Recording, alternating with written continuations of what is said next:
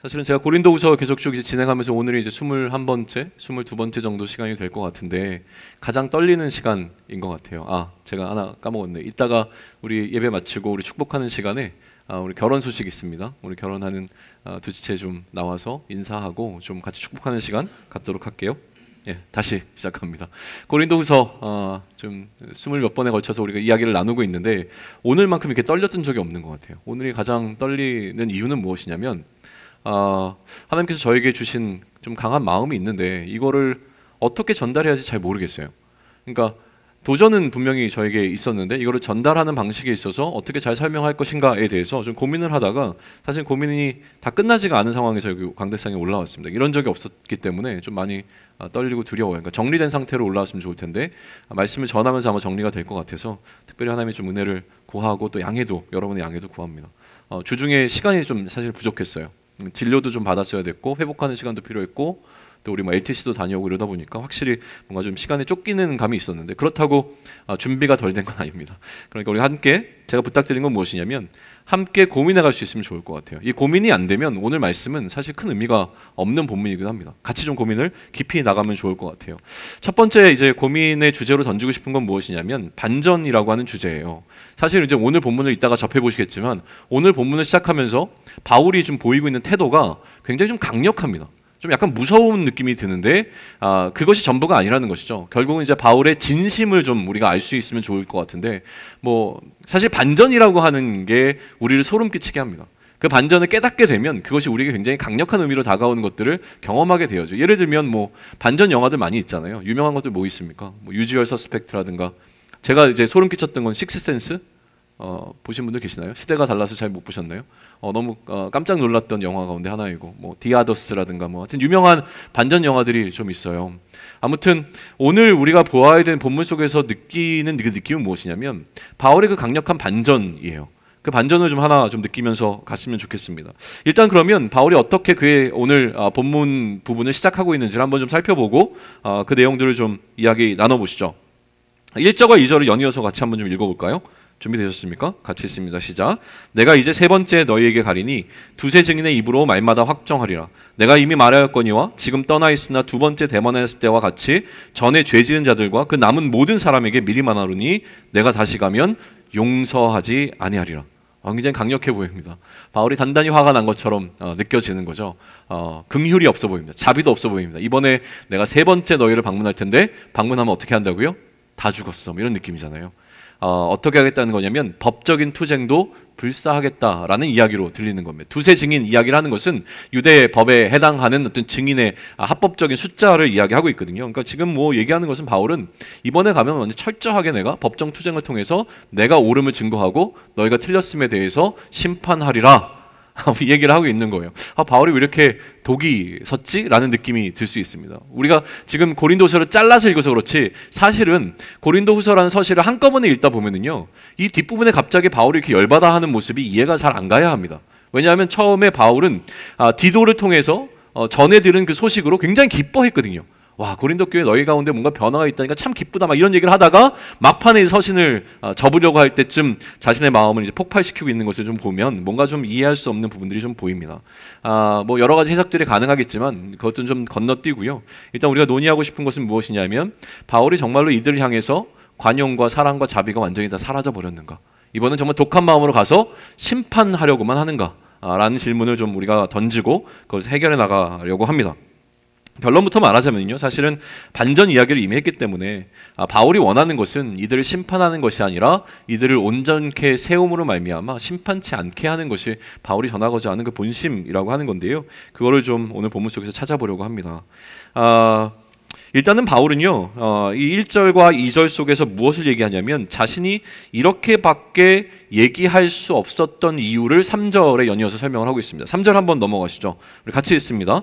이는 그리스도께서 내 안에서 말씀하시는 증거를 너희가 구함이니 그는 너희에 대하여 약하지 않고 도리어 너희 안에서 강하니라.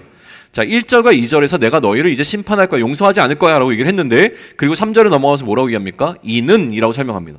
내가 왜 이렇게 하고 있는지를 설명하는 건데요. 이는 그리스도께서 내 안에 말씀하시는 증거를 너희가 구했기 때문이다 라는 얘기를 하는 겁니다. 이건 어떻게 보면 바울에게 굉장히 자존심 상하는 이야기였을 거예요. 그리스도의 사도라고 불리는 어떤 사람에게 사람들이 요청한 것은 무엇이냐면 당신 안에 그리스도가 있는지를 한번 증거해봐라, 이 얘기였거든요. 저에게 얘기하면 뭡니까? 당신이 목사라고 서 있는데 당신이 진짜 목사인지 한번 증거해봐라. 당신의 믿음이 진짜인지 가짜인지를 우리 앞에 한번 증거해봐라. 이 얘기를 듣는 순간 그리스도의 사역자라고 불리는 이 사람의 마음은 어떠했을까를 좀 생각해 볼 필요는 있을 것 같습니다. 그러니까 바울이 이렇게 얘기하는 겁니다. 너희가 그걸 요청했기 때문에 나는 이렇게 너희를 향하여 대응할 수밖에 없는데, 그래서 지금 그 다음에 이야기하고 있는 게 무엇입니까? 그러니까 그리스도는 너희에 대하여 약하지 않고 도리어 너희 안에서 강하시다라는 이야기를 하고 있어요. 좀 뭔가 설명이 분명해 보이진 않습니다. 다시 한번 설명하겠습니다. 그리스도가 너희에 대하여 약하지 않고 너희 안에서 강하시기 때문에 앞서 얘기한 2절에서 언급한 심판이 가능해진다, 이 얘기를 하는 거예요. 그리스도가 약하지 않고 너희 안에서 강하시기 때문에 나는 너희를 용서할 수 없다라는 이야기처럼도 해석이 가능하다는 겁니다. 지금 바울이 도대체 무슨 얘기를 하고 있는지 사실은 저는 이 3절을 읽을 때까지 이해가 잘 되지 않았습니다. 그래서 이 본문을 놓고 그 어떤 때보다 오랫동안 씨름하게 되었던 것 같아요. 먼저 눈에 들어왔던 것은 무엇이냐면 약함과 강함이라고 하는 주제입니다. 사실 우리는 몇 주 전에 나눴지만 이미 바울이 약함과 강함에 대해서 어떻게 설명하고 있는지를 좀 이해하셨을 겁니다. 어떻게 설명했습니까? 오히려 바울은 약함이 강함이 된다라고 하는 어떤 역설적인 논리를 펼친 적이 있었어요. 우리의 가시와 같은 가시처럼 우리를 찌르고 있는 나의 약함이 오히려 우리로 하여금 그리스도에게 머물러 있을 수 있도록 만들어주기 때문에 이 약함은 우리에게 강함이 된다, 이런 이야기들을 했었죠. 근데 오늘 지금 이 3절에서 이야기하고 있는 약함과 강함이라고 하는 이 모티브는요, 어디에 속한 것이냐면 우리의 약함과 강함을 이야기하는 것이 아니라 우선적으로는, 제 말이 좀 빠르죠? 지금 갈 길이 멀어서 그래요. 근데 잘 따라오고 있을 줄 믿습니다. 그리스도의 약함과 강함에 대한 설명을 먼저 하고 있습니다. 거기서부터 출발을 하고 있어요. 4절을 좀 한번 보실까요? 4절을 같이 읽습니다. 시작. 그리스도께서 약하심으로 십자가에 못 박히셨으나 하나님의 능력으로 살아계시니 우리도 그 안에서 약하나 너희에게 대하여 하나님의 능력으로 그와 함께 살리라. 자, 이 4절이 어떻게 보면 굉장히 핵심적인 구절인데요. 이 4절 이해하기가 진짜 너무 저는 좀 어려워서 씨름했던 것 같아요. 떼굴떼굴 굴르듯이 사실은 좀 씨름했습니다. 왜 이게 이해가 안 되지? 뭐가 이해가 안 되는지조차도 이해가 안 되는 게 사실은 4절이었어요. 근데 마음속으로 4절 되게 이해하기 쉬운데 이런 생각이 드시는 분들은 존경합니다. 근데 한번 보시죠. 4절 다시 한번 보세요. 그리스도께서 약하심으로 십자가에 못 박히셨으나 하나님의 능력으로 살아 계시니. 자, 여기까지만 잘라서 보게 되면 사실은 그렇게 어렵지 않습니다. 무슨 얘기를 하고 있습니까? 그리스도의 십자가 사건이라고 하는 것은 그리스도의 가장 약함을 나타내는 사건일 수 있습니다. 그런데 이 약함을 누가? 하나님께서 강함으로 바꾸셨습니다. 그래서 어떻게 하셨습니까? 예수님을 다시 죽음 가운데서 건져내셔서 부활시키신 사건에 관한 이야기를 하는 거예요. 거기까지 이해하는 것은 어렵지 않아요. 근데 그 다음에는 무엇이냐면 그 그리스도의 사건을 우리에게로 닦고와 우리를 설명하고 있는 이 본문인데, 잘 보십시오. 우리도 그 안에서 약하나. 자, 우리도 그 안에서 약하다는 것은 우리도 그리스도 안에서 약하나. 그럼 그 다음에 나오는 설명은 무엇이어야 되겠습니까? 당연히 기대하는 것은 무엇이냐면 우리가 그리스도 안에서 또한 강하다라는 설명이 나와야 되는 것이 마땅해요. 그런데 그 다음에 등장하고 있는 말이 무엇이냐면 너희에게 대하여 하나님의 능력으로 그와 함께 살리라 라고 하는 표현이 등장을 해요. 그럼 이것이 어떻게 강함이 되는가라고 하는 질문을 던질 수가 있는 것이죠. 너희에 대하여 하나님의 능력으로 그와 함께 살 것이다 라고 하는 이 설명이 3절과 하나씩 매칭을 시켜보면 더 이해하기가 어렵습니다. 그러니까 그 이해하기가 어려운 부분을 제가 설명하는 것이 여러분에게 큰 의미가 될 것 같지 않아서 일단은 넘어갈게요. 넘어가면서 우리가 이 본문 속에서 바울이 왜 이렇게 이야기하고 있는지를 결론적으로 우리가 정리할 때에 다시 한번 언급을 하도록 하겠습니다. 4절을 그런데 이해할 때 가장 어려운 것은 무엇이냐면요, 너희에 대하여라고 하는 말이에요. 너희에 대하여라고 하는 말. 만약에 4절을 너희에 대하여라고 하는 이 말만 쏙 빼놓고 읽어본다면 그렇게 이해하기가 어려운 본문은 아닙니다. 제가 너희에 대하여라는 말만 빼놓고 한번 읽어보겠습니다. 그리스도께서 약하심으로 십자가에 못 박히셨으나 하나님의 능력으로 살아계시니 우리도 그 안에서 약하나 하나님의 능력으로 그와 함께 살리라. 괜찮은 것 같아요. 그런데 뭐가 쟤한테 가장 걸렸냐면 너희 안에서라는 말입니다. 왜 개인적인 문제를 공동체의 문제로 끌고 가는가라고 하는 부분이 사실은 저에게는 굉장히 큰 숙제였다고 하는 겁니다. 자, 약함은 아까도 얘기했지만 십자가를 의미한다고 말씀드렸습니다. 강함은 부활이라고 하는 것을 통해서 우리는 그 안에서 약하나 하나님의 능력으로 그와 함께 살리라 라고 하는 것은 부활을 이야기하는 것이니까 사실은 어렵지 않다고 설명을 드렸고, 우리에게 더 익숙한 본문으로 설명하자면 갈라디아서 2장 20절을 들 수 있을 겁니다. 그리고 우리는 마지막 결론에서 이 갈라디아서 2장 20절이 오늘 본문을 해석하는 굉장히 중요한 키포인트를 담고 있음에 대해서 다시 한번 얘기할 기회가 있을 거예요. 일단은 그것을 약간 좀 감추어 놓고 갈라디아서 2장 20절을 제가 대신 읽어드립니다. 한번 들어보십시오. 이 약함과 강함을 갈라디아서 2장 20절에서 바울은 어떻게 설명하는가라고 하는 거예요. 내가 그리스도와 함께 십자가에 못 박혔나니 그런즉 이제는 내가 사는 것이 아니요 오직 내 안에 그리스도께서 사시는 것이라. 이제 내가 육체 가운데 사는 것은 나를 사랑하사 나를 위하여 자기 자신을 버리신 하나님의 아들을 믿는 믿음 안에 사는 것이라 라고 설명되어 있습니다. 다시 얘기하면 우리는 예수 그리스도와 마찬가지로 죽었고 예수 그리스도와 마찬가지로 다시 살아난 자가 되었다 라는 설명을 하고 있는 것이죠. 어렵지 않습니다. 이것에 대해서 보다 구체적으로 설명을 주고 있는 것이 어디냐면 로마서 6장이에요. 로마서 6장에서는 이 죽음과 부활함이라고 하는 것을 굉장히 탁월한 해석을 통해서 설명해내고 있는 것이 바울의 해석인데요, 설명인데요. 그거를 제가 여러분에게 설명드리면 이렇습니다. 일단은 읽고 설명을 드릴게요. 로마서 6장 혹시 찾으시면 찾으시면 좋고요. 안 찾으실 분들은 기록해 놓으시면 좋겠습니다. 로마서 6장 3절로부터 11절인데요. 이 부분을 여러분들이 이해하는 게 여러분들의 신앙을 성장시키는 데 굉장히 중요한 역할을 할 겁니다. 너무너무 귀한 본문이기 때문에 여러분들이 꼭 기억하십시오. 로마서 6장입니다. 제가 읽습니다. 3절부터 무릇 그리스도 예수와 합하여 세례를 받은 우리는 그의 죽으심과 합하여 세례를 받은 줄 알지 못하느냐. 그러므로 우리가 그의 죽으심과 합하여 세례를 받음으로 그와 함께 장사되었나니 이는 아버지의 영광으로 말미암아 그리스도를 죽은 자 가운데서 살리심과 같이 우리로 또한 새 생명 가운데서 행하게 하려 함이라. 만일 우리가 그의 죽으심과 같은 모양으로 연합한 자 되었으면 또한 그의 부활과 같은 모양으로도 연합한 자도 되리라. 우리가 알거니와 우리 옛사람이 예수와 함께 십자가에 못 박힌 것은 죄의 몸이 죽어 다시는 우리가 죄에게 종노릇하지 아니하려 함이니 이는 죽은 자가 죄에서 벗어나 의롭다 하심을 얻음이라. 만일 우리가 그리스도와 함께 죽었으면 또한 그와 함께 살 줄 믿노니 이는 그리스도께서 죽은 자 가운데서 살아나셨음에 다시 죽지 아니하시고 사망이 다시 그를 주장하지 못할 줄 알미로라. 그가 죽으심은 죄에 대하여 단번에 죽으심이요 그가 살아계심은 하나님께 대하여 살아계심이니 이와 같이 너희도 너희 자신을 죄에 대하여는 죽은 자요 그리스도 예수 안에서 하나님께 대하여는 살아있는 자로 여길지어다. 아멘. 굉장히 중요한 본문입니다. 여기서 지금 바울은 무엇을 얘기하냐면 연합에 관해서 이야기합니다.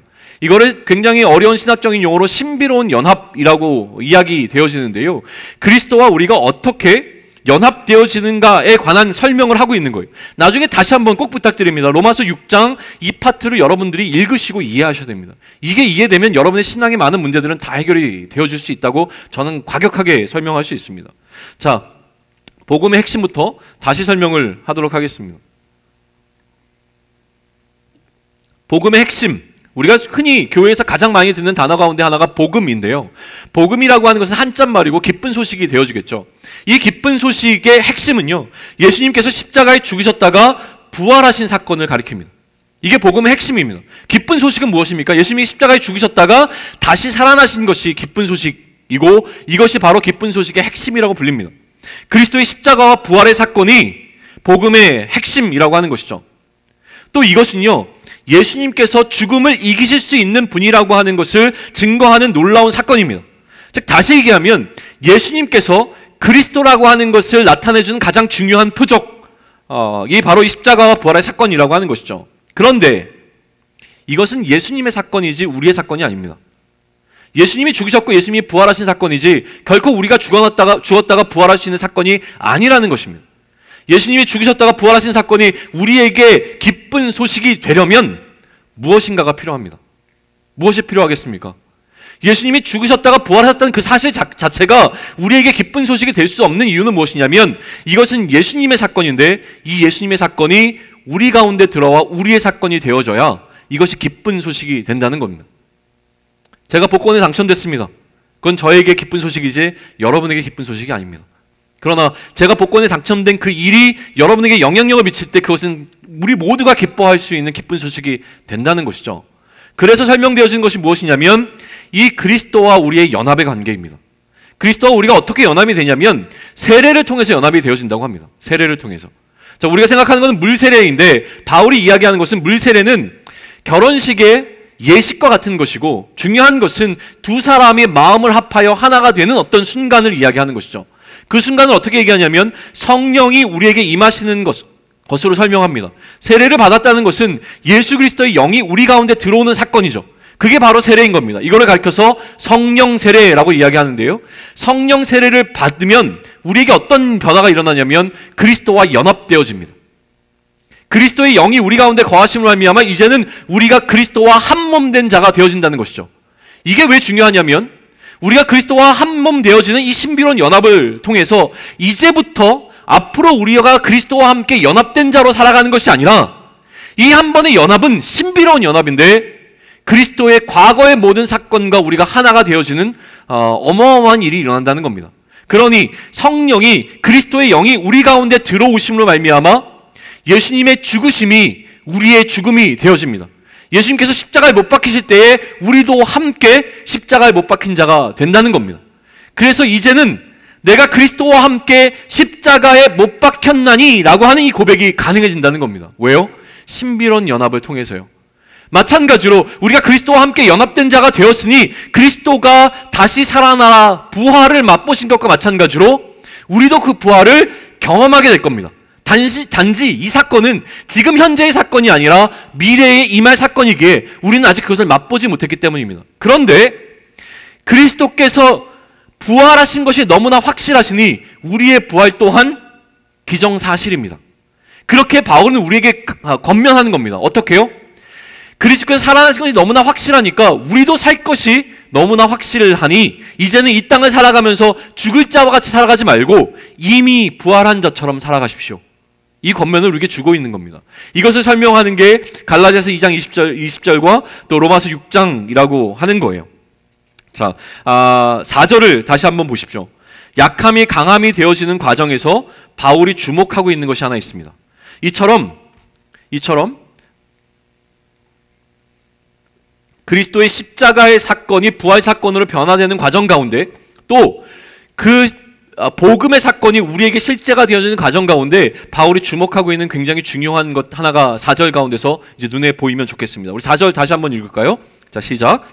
그리스도께서 약하심으로 십자가에 못 박히셨으나 하나님의 능력으로 살아계시니 우리도 그 안에서 약하나 너희에 대하여 하나님의 능력으로 그와 함께 살리라. 십자가의 사건이 부활의 사건으로 넘어가는 단계에 있어서 또 마찬가지로 우리에게 이 십자가의 사건이 우리의 부활 사건으로 넘어가는 단계에 있어서 지금 바울이 주목하고 있는 한 가지는 무엇입니까? 하나님의 능력입니다. 그게 보이세요? 다시 한번 읽으십시오. 그리스도께서 약하심으로 십자가에 못 박혔으나 무엇으로? 하나님의 능력으로 살아계시니 우리도 그 안에서 약하나 너희에 대하여 무엇으로? 하나님의 능력으로 그와 함께 살리라 라고 되어 있습니다. 그러니 지금 4절에서 바울이 강조하고 있는 것 가운데 하나 분명한 것은 하나님의 능력이라고 하는 거예요. 그러므로 우리의 약함을 자랑해야 하는 이유가 여기서 또 매치가 되어집니다. 하나님의 능력이 더 드러나기 위해서 우리는 우리가 이러한 능력이 없음에 대해서 고백을 해야 된다는 거죠. 그래서 바울은 로마서 1장 16절과 17절에서 이렇게 설명합니다. 제가 대신 읽어드릴게요. 내가 복음을 부끄러워하지 아니하노니 이 복음은 모든 믿는 자에게 구원을 주시는 하나님의 능력이 됨이라. 먼저는 유대인에게요 그리고 헬라인에게로다. 복음에는 하나님의 의가 나타나서 믿음으로 믿음에 이르게 하나니 기록된 바 오직 의는 믿음으로 말미암아 살리라 함과 같으니라. 자, 복음은 하나님의 능력이 된다라고 얘기했습니다. 그리고 이 하나님의 능력으로 나타나는 것이 무엇이냐면 하나님의 한 의가 나타나는 것인데 이 하나님의 한 의가 바로 예수 그리스도인 것을 로마서는 증거하고 있습니다. 그리고 제가 로마서의 다른 부분을 또 읽어드릴게요. 3장에 나오는 부분인데요. 그러므로 율법의 행위로 그의 앞에서 의롭다 하심을 얻을 육체가 없나니 율법으로는 죄를 깨달음이라. 이제는 율법 외에 하나님의 한 의, 아까 복음 가운데 나타났던 하나님의 한 의가 나타났으니 율법과 선지자들에게 증거를 받은 것이라. 곧 예수 그리스도를 믿음으로 말미암아 모든 믿는 자에게 미치는 하나님의 의인이 차별이 없느니라. 모든 사람이 죄를 범하였음에 하나님의 영광에 이르지 못하더니 그리스도 예수 안에 있는 속량으로 말미암아 하나님의 은혜로 값없이 의롭다 하심을 얻은 자 되었느니라. 다시 얘기합니다. 우리에게 중요한 것은 무엇이냐면 우리가 모든 사람이 죄를 범하였다라고 하는 이 카테고리 안에 들어간다라고 하는 것을 깨닫게 하는 것이 무엇입니까? 우리 안에 존재하는 가시와 같은 우리의 약함입니다. 이 약함은 계속 우리를 찔러서 우리가 죄 지은 자라고 하는 것을 깨닫게 해줍니다. 우리의 의로는 도저히 구원받을 수 없는 자라고 하는 것을 깨닫게 해주심으로 말미암아 우리가 무엇을 찾게 합니까? 우리 안에 존재하지 않는 하나님의 한 의를 기대하게 만들어줍니다. 그 한 의가 우리에게 하나님의 능력으로 다가와 우리를 죄 가운데서 건져낼 수 있는 힘이 되어짐을 설명하고 있는 것이죠. 이러한 나의 죄 문제가 내가 이제 영원토록 살 수 있다라고 하는 나의 죽음의 문제가 해결됐다는 소식이 무엇입니까? 그게 바로 복음이자 기쁜 소식이 되어집니다. 예수께서 그리스도 되심으로 나의 죄의 문제를 해결해 줬다는 것이 복음입니다. 이 복음이 나에게 실제가 되어지는 사건이 무엇이라고 했습니까? 그게 바로 그리스도와 연합되는 사건입니다. 그리스도와 연합되어지면 예수 그리스도의 십자가의 사건이 나에게 실제가 되어진다는 겁니다. 이게 너무나 중요한 사실이라고 하는 것이죠. 이 연합은 그리스도와 내가 연합되어지는 것은 어떻게 일어납니까? 그 그리스도의 영이 우리 가운데 들어올 때 일어나는 사건입니다. 이것은 단회적인 사건입니다. 한 번만 일어나는 사건이에요. 한 번 들어오신 그 성령은 우리 마음 가운데서 떠나지 않으세요. 그러니까 한 번 들어온 사건으로 이것은 끝나는 것입니다. 그 이유는 복음이 예수 그리스도의 죽으심과 부활하심이 나에게 실제가 되어지는 이 사건이 단번에 일어났는데 그 다음에 중요한 것은 무엇입니까? 이 복음이 우리의 매일의 삶 가운데서 실제가 되어야 된다는 이야기를 합니다. 자, 이 복음이 우리 삶의 실제가 되어지는 것은 무엇이라고 얘기했습니까? 예수님께서 우리 가운데 거하시는 사건이 일어나면 되는 거예요.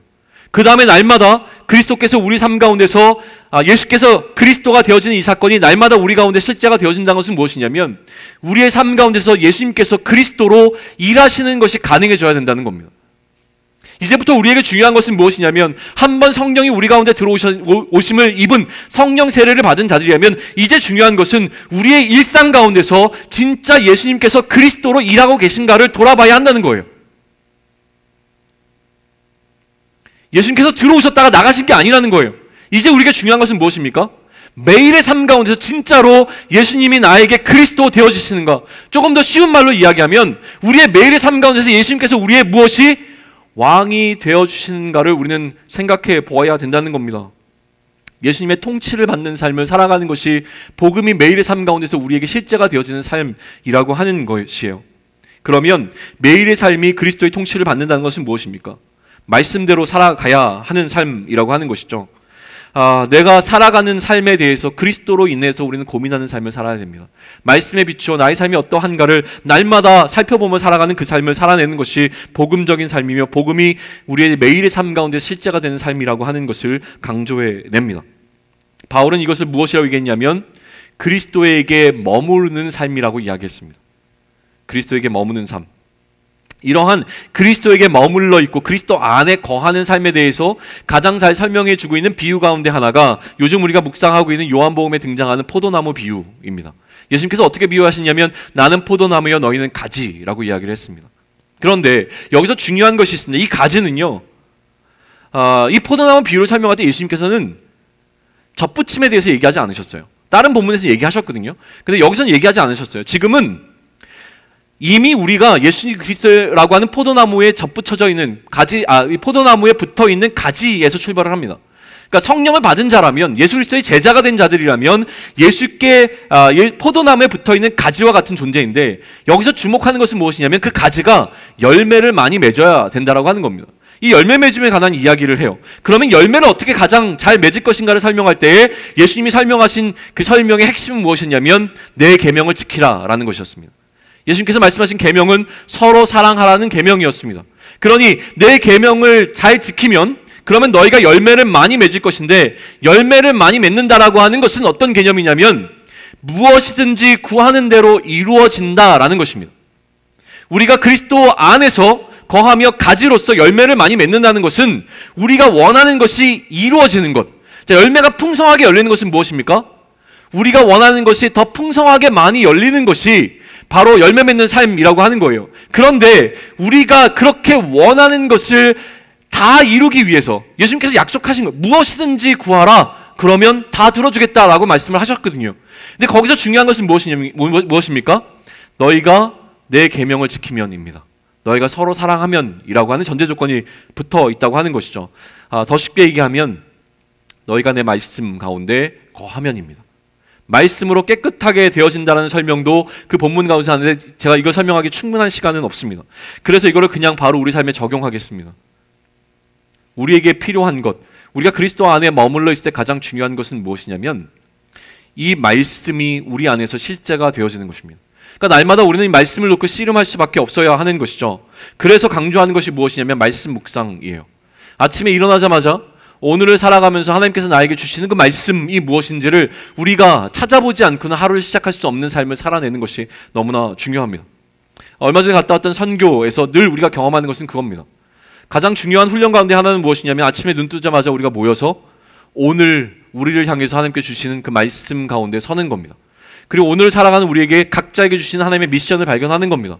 도대체 하나님께서 오늘 이 선물과 같은 하루를 우리에게 왜 주셨는가? 이 하루를 우리에게 선물해 주셨는데 이 하루 동안 우리는 하나님 앞에서 무엇을 해야 되겠는가를 고민하는 것이 말씀을 묵상하는 시간입니다. 그 가운데서 하나님께서 우리에게 주시는 그 메시지를 붙잡고 그 말씀대로 하루를 살아내는 것이 우리의 하루의 삶이 되어야 하고 그것이 바로 선교적인 삶이라고 하는 겁니다. 미션에 따라 사는 삶이 돼야 하는 것이죠. 다솜이가 왔나요? 안 왔는데 제가 얘기를 하면 안 돼서 다솜 자매가 긴 유학 생활을 마치고 돌아왔습니다. 근데 유학을 마무리하기 몇 주 전에 저한테 연락이 와서 하나님께서 마음을 주셔서 한 1년을 선교사로 파송받으면 좋겠습니다 라고 얘기를 했고 너무나 기쁜 마음에 많은 것들을 지금 준비해 가고 있는 과정 속에 있습니다. 3월 달에 정식으로 파송받고 태국에서 반년 그리고 베트남에서 반년 선교사로서의 어떤 삶을 살아낼 텐데요. 그 과정 속에서 제가 제일 먼저 다솜 자매에게 얘기했던 것은 그것입니다. 선교적인 삶을 살기 위해서 우리는 말씀 가운데 서야 된다. 말씀으로 지금부터 돌아오기 전부터 말씀 가운데 하나님께서 무슨 마음을 주시는지를 매일매일 살피면서 가자. 그리고 나서 우리가 했던 것이 무엇이냐면 태국 선교를 준비하는 심재호 선교사님과 또 거기 이제 팀장급으로 가게 된 우리 정현 간사님하고 또 다솜자매랑 저랑 넷이서 매일 큐티를 같이 하기 시작했습니다. 카톡방에서 우리가 거리가 있었기 때문에 큐티를 해 나갔던 것이죠. 이러한 삶이 우리 가운데서 있었으면 좋겠습니다. 또 하나 제가 이제 1대1을 준비하는 우리 간사님들한테 부탁했어요. 우리 간사방에서도 1대1을 하는 동안 매일 어차피 큐티를 해야 되니까 말씀을 나누자. 그런데 아무도 안 올리더라고요. 올리라고 지금 공개적으로 얘기하는 겁니다. 그런데 되게 기뻤던 소식은 무엇이냐면 우리 새내기 카톡방이 있나요? 새내기들 가운데서 같이 말씀을 묵상하고 또 나누고자 하는 움직임이 있다는 이야기를 들었을 때 참 기뻤습니다. 사실 이게 굉장히 중요한 부분인 것 같습니다. 무엇을 얘기하냐면 목사님 요즘 제 영혼이 죽어가고 있습니다. 왜 제 영혼을 돌봐주지 않나요? 이런 것이 중요한 것이 아니라 정말 우리 가운데 영혼에 대한 갈급함이 있다면 언제든지 저에게 카톡을 보내시든지 문자를 보내든지 전화를 하십시오. 그리고 가장 중요한 것은 무엇이냐면 여러분과 제가 해야 될 가장 기본은 같이 말씀을 나누는 겁니다. 같이 매일의 삶 가운데 하나님께서 말씀을 통해서 주시는 그 마음들을 나눠낼 수 있다면 우리의 영혼은 결코 죽지 않습니다. 왜냐하면 우리는 그리스도에게 붙잡혀 있는 가지이기 때문에 그렇습니다. 가지가 나무에 붙어 있으면 결코 마르지 않습니다. 가지가 마르는 이유는 무엇입니까? 누군가가 우리를 돌보지 않았기 때문이 아닙니다. 그 가지가 예수 그리스도라고 하는 나무의 몸통에서 떨어져 나와 있기 때문에 말라 죽을 수밖에 없는 것입니다. 그러니 우리는 말씀 가운데 거해야 합니다. 다시 본문으로 돌아가서요. 이제 너희에 대하여라고 했던 그 부분을 너희에 대하여라고 하는 부분을 좀 이해하면 좋겠습니다. 그렇다면 이렇게 내가 복음이 실제가 되는 삶을 살아갈 때 어떻게 너희에 대하여 그와 함께 사는 것이라고 하는 이 바울의 이야기를 좀 더 이해할 수 있을까라는 거예요. 쉽게 얘기하면 이겁니다. 지금은 굉장히 개인적인 문제입니다. 제가 하나님과의 관계를 바로 세우고 예수님과의 관계를 바로 세워나가는 과정에 있어서 내 안에 성령께서 거하시는 게 분명하면 내가 그리스도와 함께 죽었고 내가 그리스도와 함께 사는 것으로 끝낼 수 있습니다. 근데 지금 바울은 이 고린도후서에서 어디까지 확장시키냐면 내가 사는 것뿐만이 아니라 내가 너희 안에 그리스도와 함께 산다라는 이야기를 통해서 이거를 공동체적으로 확대하고 있는 것을 이해해야 된다는 이야기예요. 조금 더 설명이 되어가는 것 같지 않습니까? 지금 바울이 고린도후서에서 보다 더 강조하는 건 그거라는 거예요. 어떻게 우리의 개인의 문제가 공동체의 문제가 되어지고 있는가라고 하는 것이죠. 바울은 기본적으로 교회를 공동체로 이해했습니다. 어떻게 이해했습니까? 예수 그리스도가 머리이고 우리 모두는 한 몸을 이루는 지체라고 하는 이해가 있었다고 하는 것이죠. 그러니 바울에게 중요한 것은 그리스도께서 우리 각 사람에게 사시는 것이 분명하다면 우리는 같은 머리를 가지고 있는 한 몸일 수밖에 없습니다. 그러니 우리는 같은 그리스도를 머리로 하고 있다면 우리는 모두가 서로가 서로 안에 거하는 자가 되어진다라고 하는 놀라운 영적인 진리를 이야기하고 있는 것입니다. 그러니 이제 바울이 고린도 교회에서 확인하고 싶은 것은 단 한 가지입니다. 무엇이겠습니까?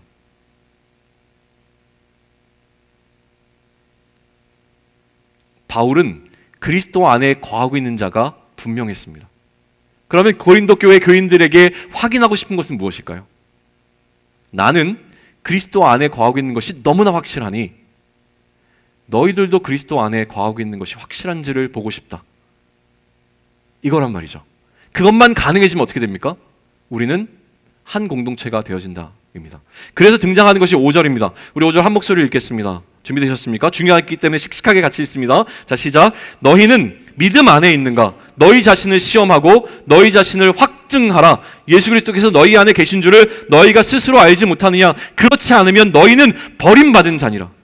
너무나 강력한 메시지가 나옵니다. 일단 6절과 7절 간단하게 이야기하고 좀 이야기를 연이어 가겠습니다. 6절과 7절도 연달아 있습니다. 우리가 버림받은 자 되지 아니한 것을 너희가 알기를 내가 바라고 우리가 하나님께서 너희로 악을 조금도 행하지 않게 하시기를 구하노라. 바울이 정말 해결하고 싶었던 것은 바로 이것이었다고 저는 확신합니다. 바울이 보고 싶은 게 무엇입니까? 너희가 믿음 안에 거하는가를 시험하고 확증하라. 시험하라고 확증하라. 그 다음에 무엇이라고 얘기합니까? 예수 그리스도께서 너희 안에 계신 것을 너희가 알지 못하느냐. 이 이야기를 합니다. 이게 바울에게 너무나 중요했던 것이죠. 그리고 나서 반전이 등장하는데 그 반전이 바로 7절이라고 하는 거예요. 7절 우리 같이 읽습니다. 시작. 이는 우리가 옳은 자임을 나타내고자 함이 아니라 오직 우리는 버림받은 자 같을지라도 너희는 선을 행하게 하고자 함이라. 바울의 반전은 바로 여기에 있었습니다. 자, 바울은 지금 자신을 향한 고린도 교회 교인들의 도전에 있어서 무언가 끌어올리는 분노심과 복수심 때문에 내가 다음에 세 번째 너희를 방문하면 결코 용서치 않을 것이다 라고 하는 이야기를 한다는 것이 아니죠. 오히려 그 마음 가운데 무엇이 가득 차 있습니까? 그들을 향한 사랑으로 가득 차 있었습니다. 바울이 향한 대적들은요, 바울의 분노를 일으키기에 충분했던 사람들이었습니다. 저에게 누군가 그런 식으로 도전하면 저는 거품을 울고 그 사람과 싸울 겁니다. 그런데 바울은 그 안에 뭐가 가득 차 있습니까?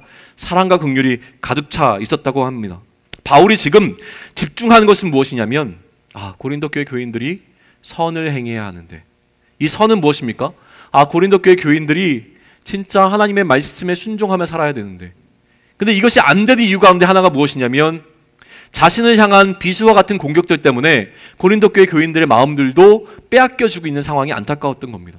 그러니 자신을 변호하려고 했던 것뿐이지 사실은 자신이 어떠한 존재로 그들에게 인정받는가가 그렇게 중요했던 것은 아니라고 하는 것을 바울은 이 부분에서 이야기하고 있는 겁니다. 바울에 대한 평가 때문에 바울이 전하는 진리를 거짓이라고 믿지 않았으면 좋겠다라고 하는 것이 바울의 진심이었다고 하는 것이죠. 8절은요, 그렇기에 바울의 사역의 원리를 극명하게 보여줍니다. 우리 8절 같이 읽습니다. 자, 시작. 우리는 진리를 거슬러 아무것도 할 수 없고 오직 진리를 위할 뿐이니. 바울에게 중요한 것은 사람들의 인식과 사람들의 평가가 아니었습니다. 그의 유일한 기준은 진리와의 관계에 있었기 때문에 이러한 이야기가 가능한 겁니다. 바울은 오직 진리만 바라봤습니다. 내가 중요한 것이 아닙니다. 사람들이 어떻게 평가하는가가 중요한 것입니다. 내가 진리 가운데 바로 서 있는가, 그리고 내가 전하는 이 진리가 진짜로 그들 가운데 그들의 마음을 뚫고 들어가 진리로 자리매김하고 있는가, 이것만 바라본 것이 바울의 사역의 가장 중요한 원리였다고 하는 것입니다. 우리 또한 이것을 놓고 씨름해야 합니다. 지금 이것이 진리를 거스르는 것은 아닌가, 그리고 지금 이것이 오직 진리를 위한 것인가 라고 하는 것을 우리는 씨름해야 하는 것이죠. 9절을 보실까요? 우리 9절 같이 읽습니다. 시작. 우리가 약할 때에 너희가 강한 것을 기뻐하고 또 이것을 위하여 구하니 곧 너희가 온전하게 되는 것이라. 제가 좀 서둘러서 왔던 이유가 있습니다. 왜냐하면 이 9절이 중요하기 때문인데요. 잠깐 머물러서 이 구절을 살피고 앞에 이야기들 다시 한번 논의하도록 하겠습니다. 자, 구절은 굉장히 중요한 부분이 담겨져 있습니다. 오늘 본문을 이해하는 키와 같은 부분인데요. 다시 한번 제가 읽겠습니다. 우리가 약할 때에 너희가 강한 것을 기뻐하고 또 이것을 위하여 구하니 곧 너희가 온전하게 되는 것이라. 바울의 기쁨이 등장하는데 바울의 기쁨은 무엇입니까? 우리가 약할 때 너희가 강한 것을 기뻐한다라고 얘기합니다. 그 다음에 너희가 강할 것에 대해서 내가 기도하고 있습니다라는 이야기를 덧붙이죠. 이해됐습니까? 바울의 기쁨은 무엇입니까? 나의 강함이 아니라 너희의 강함입니다. 그리고 이것을 위해서 바울은 기도해 왔다라는 설명을 합니다. 그 다음이 중요합니다. 그 다음에 뭐라고 설명합니까? 우리가 약할 때 너희가 강한 것을 기뻐하고 또 이것을 위해서 구하니 그 다음에 곧 너희가 어떻게 되는 것이라? 너희가 어떻게 되는 것이라? 온전하게 되는 것이라. 자, 그렇다면 강함이라고 하는 것에 대한 정의가 내려졌습니다. 이게 중요한 겁니다. 강하다는 것은 무엇입니까? 온전하게 되는 것입니다. 강함은 무엇입니까? 온전하게 되는 것입니다. 이해되셨습니까? 바울의 개념 속에 지금 강함이란 온전하게 되는 겁니다. 3절로 돌아갑니다. 3절 찾으십시오. 3절 같이 읽습니다. 시작. 이는 그리스도께서 내 안에서 말씀하시는 증거를 너희가 구함이니 그는 너희에게 대하여 약하지 않고 도리어 너희 안에서 강하시니라. 강함은 무엇이라고 했습니까? 온전하게 되는 것이라고 했습니다. 온전하게 되어짐으로 다시 3절을 읽습니다. 이는 그리스도께서 내 안에서 말씀하시는 증거를 너희가 구함이니 그는 너희에 대하여 약하지 않고 도리어 너희 안에서 온전하시니라 라고 설명할 수 있는 것입니다. 복음이 실제가 되는 것, 그것은 예수께서 우리 안에서 그리스도로서 온전해지시는 것입니다. 이거를 바울이 바라본 것이라고 하는 것이죠. 그러니까 오늘 본문은요, 이것이 안 되는 고린도 교회 교인들의 삶을 향한 바울의 외침이고 이것이 안 되는 우리의 삶을 향한 바울의 외침으로 받아 안아야 된다는 겁니다. 무엇이 안 됩니까? 예수께서 그리스도로 우리 안에 온전케 되어지지 않는 것이 문제입니다. 더 쉽게 얘기하면 무엇입니까? 예수님이 그리스도라는 것을 인정하는 우리이지만 실제로 우리 삶 가운데서 예수님께서 그리스도로 일하고 계시는가를 돌아봐야 한다는 것이 오늘 이 외침 가운데서 우리가 발견해야 될 것이라고 하는 것이죠. 이것이 이해되었다면 이제 이 편지의 목적이 더 선명해집니다. 10절은 바울이 말하는 이 직접적인 편지의 목적이 기록되어 있습니다. 뭐라고 기록되어 있습니까? 그러므로 내가 떠나 있을 때 이렇게 쓰는 것은 대면할 때에 주께서 너희를 넘어뜨리려 하지 않고 세우려 함이라. 내게 주신 그 권한을 따라 엄하지 않게 하려 함이라. 무엇을 얘기합니까? 너희를 온전하게 하기를 원한다라는 이야기인 것입니다.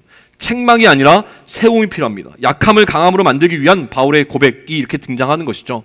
바울의 이러한 고린도를 향한 마음, 책망이 아니라 사랑임을 가장 선명하게 보여주는 것이 바울의 축복인데요. 이 축복이 11절부터 13절까지 등장을 합니다. 근데 이것은요, 다음 주에 나누도록 하겠습니다. 오늘 시간이 굉장히 많이 갈 것 같아서 일단 다음 주에 나누는데요. 다음 주에 나눌 때에 고린도서 전체를 다 총정리를 해드리겠습니다.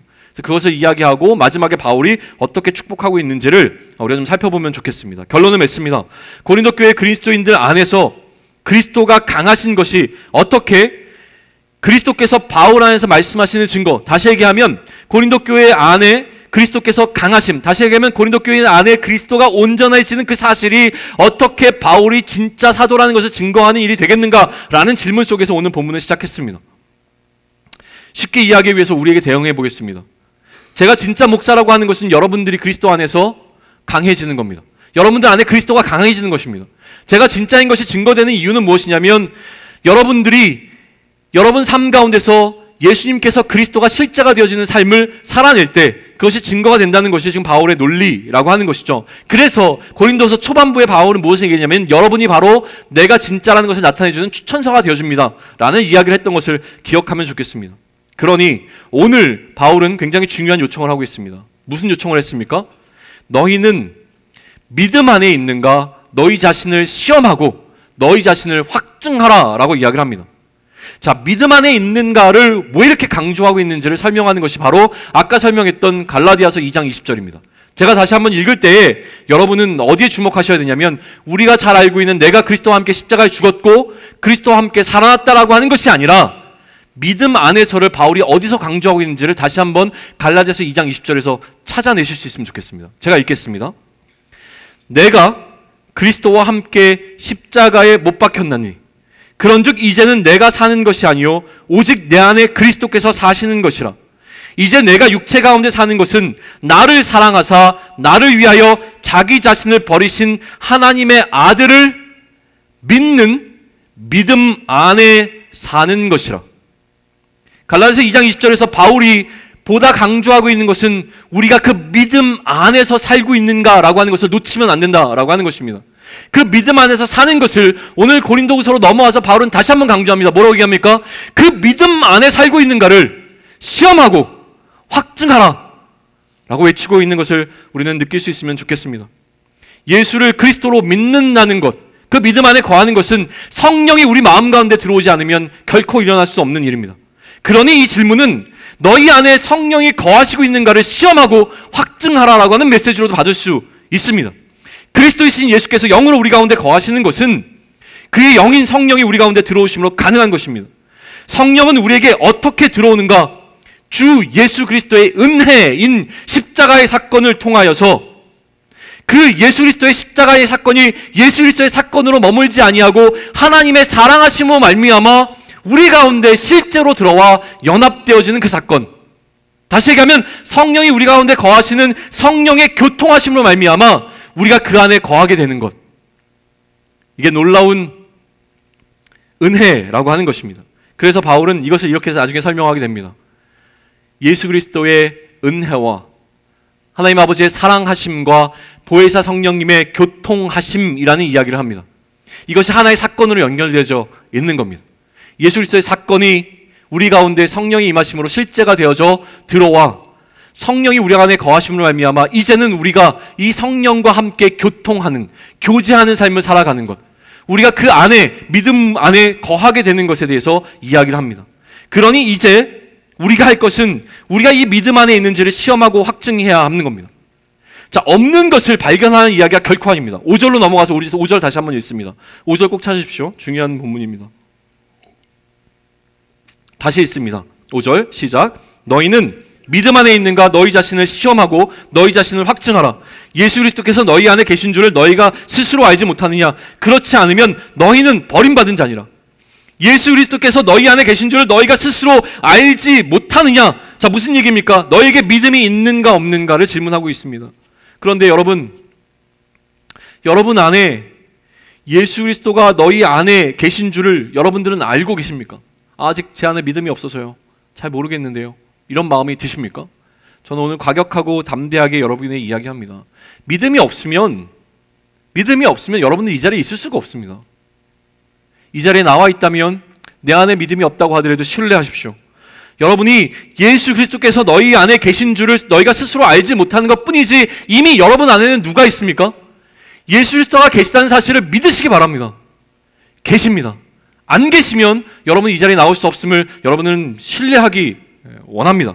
그래서 예수 그리스도께서 이미 성령으로 우리 가운데 거하심을 믿는 그 모임이 오늘 우리의 모임이 되었으면 좋겠습니다. 이 믿음이 없을 때에 바울은 5절 마지막에서 뭐라고 얘기합니까? 너희는 버림받은 자가 될 수밖에 없다고 얘기를 합니다. 요한복음의 이야기를 하면 잘려나간 가지일 수밖에 없습니다. 잘려나간 가지는 말라 죽을 수밖에 없는 상황이라고 하는 것입니다. 자, 믿음이 없으면 믿음 안에 있는가 시험하고 확증하라. 믿음이 없으면 하나님께 버림받은 자, 다시 얘기하면 하나님의 부재를 경험할 수밖에 없는 자라고 하는 사실이죠. 제가 여러분에게 설명했습니다. 지난 몇 년간 저희가 가장 힘들었던 것은 무엇이냐면 이 하나님의 부재하심을 개인적으로 경험했던 순간들이었습니다. 하나님과 함께하면 그 어디나 하늘나라와 같은 기쁨 가운데 거해야 되는데 하나님의 임재를 경험하지 못했던 그 순간들은 그 어디나 지옥 같은 삶이었다고 하는 겁니다. 이제는 하나님의 임재를 경험하는 삶을 살아가고 있습니다. 그러니 여러분에게 제가 도전할 수 있는 것도 바로 그것입니다. 하나님의 임재를 경험해야 합니다. 하나님이 우리와 함께 하신 것을 경험해야 합니다. 너희는 믿음 안에 있는가 너희 자신을 시험하고 너희 자신을 확증하라. 예수 그리스도께서 너희 안에 계신 줄을 너희가 스스로 알지 못하느냐? 너희가 스스로 알지 못하느냐? 거하시는데 너희가 스스로 알지 못하느냐? 이것을 놓고 씨름해야 된다고 하는 것입니다. 우리의 선함은 그 다음 문제입니다. 하나님의 임재를 경험하면 우리는 선을 행하는 방식으로 우리의 삶을 변화시킬 수 있다라고 하는 것입니다. 그러니 선을 행함보다 내가 하나님 앞에서 착한 자로 살아가는 것보다 지금 내가 중요한 것은 무엇이냐면 내가 믿음 안에 있는지 자신을 시험하고 자신을 확증하셔야 된다는 거예요. 오늘 하셔야 됩니다. 지금 하셔야 합니다. 다시 한번 강조합니다. 우리 안에 그리스도께서 안 계시기 때문에 이것을 시험하고 확증하라는 이야기가 아닙니다. 이미 우리 안에 거하시는 예수 그리스도를 발견할 수 있으면 좋겠습니다. 그것을 하셔야 돼요. 내 안에 안 계시는 예수님을 찾기 위하여 예수님 내 안에 들어와 주세요를 이야기하는 것이 아니라 이미 우리 가운데 거하시는 예수님을 발견할 수 있는 시간이 되면 좋겠습니다. 이 시험함과 확증함이 없음을 위함이 아니라 이미 예수 그리스도께서 우리 안에 계심을 깨닫기 위함이 되기를 소망한다는 말입니다. 이것을 깨닫지 못하면 버림받은 자가 되기 때문입니다. 버림받지 않은 자가 경험하는 것, 그것이 바로 예수 그리스도의 은혜, 하나님의 사랑, 성령의 교통하심입니다. 하나님과 우리의 교통, 우리 안의 연합함, 이것을 물리적으로 실현하기 위해서 우리는 오늘도 모인 것입니다. 아까도 얘기했습니다. 개인의 문제를 바울은 공동체의 문제로 끌고 갑니다. 이제 그리스도와 함께 내가 너희 안에 거하는 것이 가능해진다고 하는 것은 우리 안에 동일한 예수 그리스도의 영이 거할 때 가능한 일이기 때문에 그렇습니다. 목장 모임도 하는 것이 거기에 있습니다. 한 가지만 이야기하고 마칠게요. 좀 시간이 많이 갔지만 그냥 제 변명을 좀 하면 좋겠습니다. 용서하고 좀 들으셨으면 좋겠는데요. 저는 그렇게 대단한 사역자가 아니라는 것은 이미 여러분들도 인정하고 있기 때문에 부담 없이 얘기합니다. 우리 공동체에 지금 인원들이 계속 늘어나고 있고 인원적으로만 봤을 때 그것이 만약에 하나님의 일하심이라면 하나님의 일하심이 우리 공동체 가운데 선명하게 드러나고 있는 것이 요 근래 우리 공동체에서 일어나고 있는 일입니다. 근데 이렇게 일어날 때에 반대적으로 어떤 생각들이 들 수 있냐면요. 의외로 사람들은 많지만 의외로 외로움을 느낄 수 있습니다. 사람이 많아진 것과 비례해서 오히려 내가 존재감을 잃어버리고 또 나를 향한 어떤 사람들의 관심에서 소외받고 있는 느낌들, 다시 얘기하면 버림받은 자와 같은 느낌을 받을 때가 충분히 있을 겁니다. 그 이야기를 좀 하고 싶습니다. 우선은 점점 더 제가 여러분들을 더 잘 가깝게 다가가기보다 오히려 사람이 늘어나면 늘어날수록 여러분과 저의 거리감은 훨씬 더 늘어날 수 있습니다. 그 부분 좀 이해하실 수 있으면 좋을 것 같아요. 왜냐하면 물리적인 시간과 물리적인 노력에 조금 더 많은 시간들이 필요한데 어차피 저는 제한된 시간 속에서 저의 사역을 감당하고 있기 때문에 그렇습니다. 그래서 필요한 것은 무엇이냐면 함께 일할 수 있는 동역자들입니다. 그래서 세워진 사람들이 간사이고 또 목자들이고 팀장들입니다. 우리가 함께 모여서 LTC를 다녀왔는데요. 마찬가지 이유입니다. 우리가 더 공동체를 잘 섬기고 그 누구도 우리 공동체 안에서 이러한 버림받은 자와 같은 느낌을 받지 않기 위하여 리더들이 필요한 것이죠. 저와 함께 그 마음들을 좀 나눠갑니다. 한 가지만 약속드리겠습니다. 그럼에도 불구하고 믿으실지 모르겠지만 저는 여러분들을 결코 포기하지 않습니다. 저는 여러분들을 포기하는 그러한 목자이지 않습니다. 끝까지 여러분들과 함께 갈 겁니다. 결코 제가 스스로 여러분들을 포기하지 않는 자가 되기를 원합니다. 여러분들은 지금 나와 있는 여러분들의 숫자만 눈에 보이시겠지만 사실은 제가 품고 기도하고 있는 인원은 여기 보이는 것보다 훨씬 더 많습니다. 제가 관리하고 있는 명단은요, 정확하게 세보진 않았지만 한 250여 명 정도 됩니다. 우리가 언제 한번 250명이 모여서 함께 예배를 드린 적이 있었습니까? 그럼에도 불구하고 제가 포기하지 않고 붙잡고 있는 인원이 250명입니다. 다시 얘기하면 우리 청년교회의 재적은 250명인 겁니다. 1년 내내 안 나와도 포기하지 않습니다. 그가 스스로 이제 제발 좀 그만 연락하세요. 저를 향해서 요구를 하지 않는 한은 저는 포기하지 않습니다. 이제는 제가 좋은 교회를 만나서 그 교회에서 신앙생활 잘하고 있습니다 라고 하는 안심의 이야기를 저에게 들려주기 전까지 저는 포기하지 않습니다. 그러다 보니까 제가 관리하는 인원이 생각보다 많습니다. 그래서 제가 사실은 리더들에게 부탁했습니다. 목원들은 좀 케어해주면 좋겠다. 목자들이 목원들을 열심히 케어할 수 있다면 저는 그 남는 시간에 장교자들을 케어할 수 있을 것 같았습니다. 또 간사들에게 부탁했습니다. 우리 간사들이 새로 오는 새가족들을 좀 케어해주면 좋겠다. 왜냐하면 제가 예전에는 새가족들이 오면요 무조건 1대1로 다 만났습니다. 그리고 식사도 같이 했고요. 이게 기본적으로 제가 해야 되는 절차들이었는데 이제는 그 시간조차 내기가 참 어렵습니다. 막 새가족들이 한 주에 몇 명씩, 오늘도 막 3분 오셨는데 이 3분들을 만나는 그 시간조차 내는 것이 참 어렵다는 것을 느낍니다. 그래서 오히려 간사분들이 이제 부탁을 한 겁니다. 마찬가지로 새내기들이 고등부에서 올라오는데 감당할 만한 숫자가 아니었습니다. 그래서 우리는 새내기 팀을 만들고 팀장과 새내기 리더들을 통해서 그들과 함께 호흡할 수 있도록 만드는 것이 이 공동체가 나가는 겁니다. 그러면 도대체 너는 뭐 할 건데? 그죠? 저는 잃어버린 영들을 찾고 싶습니다. 그죠? 그래서 장교자들에게 더 연락하고 그들과 소통할 수 있는 시간들을 저에게 더 많이 허락해 주시면 좋을 것 같습니다. 그렇다고 여러분들을 포기하는 건 아닙니다. 우리 끝까지 같이 갈 수 있으면 좋겠고요. 제가 약속합니다. 누구도 포기하지 않겠습니다. 그리고 그 마음이 우리 가운데 있었으면 좋겠습니다. 바울은 오늘 우리에게 그것을 보여줍니다. 우리가 믿음 안에 거하는가? 그렇다면 우리는 그리스도와 함께 서로 안에 거할 수 있는 자가 되어야 됩니다. 그게 바로 바울이 이야기하는 공동체라고 하는 것이죠. 버림받은 자가 우리 가운데 있어서는 안 됩니다. 누군도 버림받았다라고 하는 느낌을 받을 수 없습니다. 와, 내가 이렇게 교회도 한동안 안 나오는데 아무도 나한테 연락하지 않네. 야, 내가 교회에 왔는데 아무도 나에게 와서 인사조차 건네주지 않네. 뭐 이런 것들이 사실 우리가 느낄 수 있는 외로움입니다. 이 외로움은요, 점점 더 커질 수밖에 없습니다. 공동체 사이즈가 늘어나면 늘어날수록 커질 수밖에 없어요. 우리가 만약에 10명만 있는 공동체라면 생각해 보세요. 소외될 구멍이 없습니다. 사실은 10명이니까요. 점점 더 인원이 늘어날수록 우리는 이 부분을 좀 경계해야 되고요. 이 시점에 하나님께서 고린도후서 13장을 통해서 우리에게 이런 것들을 고민할 수 있는 기회를 주신 것이 너무나 소중합니다. 그래서 우리는 시험하시고 확증하셔야 됩니다. 무엇을요? 내가 믿음 안에 있음을, 우리가 같은 믿음 안에 있음을. 그래야 우리는 공동체가 되고 우리는 연합되어질 겁니다. 우리는 서로 안에서 그리스도와 함께 거하는 자가 된다라고 하는 영적인 진리를 실제로 경험하고 체험할 수 있는 그러한 공동체가 되기 위하여 애쓰고 힘쓸 수 있으면 좋겠습니다. 가능하시겠습니까? 안 가는 것 같은데요? 가능하시겠습니까? 네, 우리 좀 일어나셔서요. 우리가 버림받은 자가 아니라고 하는 두 가지 이유를 같이 묵상하면서 이 찬양 불렀으면 좋겠습니다. 첫 번째로는 결코 우리는 하나님께 버림받은 자가 아닙니다. 왜 그렇습니까? 그리스도의 영이 우리 안에 거하시기 때문에 그렇습니다. 성령이 우리 안에 거하시기 때문에 우리는 고아와 같지 않습니다. 우리는 버림받은 자가 아닙니다. 잘려져 나간 가지가 아니라고 하는 사실을 깊이 인식하시고요. 우리가 같은 믿음 안에 거한다면 우리는 그 영적인 공동체를 이뤄낼 수 있습니다. 물리적으로 보이는 것뿐만이 아니라 우리 마음이 그리스도와 함께 서로의 마음 가운데 거하고 있다고 하는 사실을 우리는 인정할 수 있으면 좋겠습니다.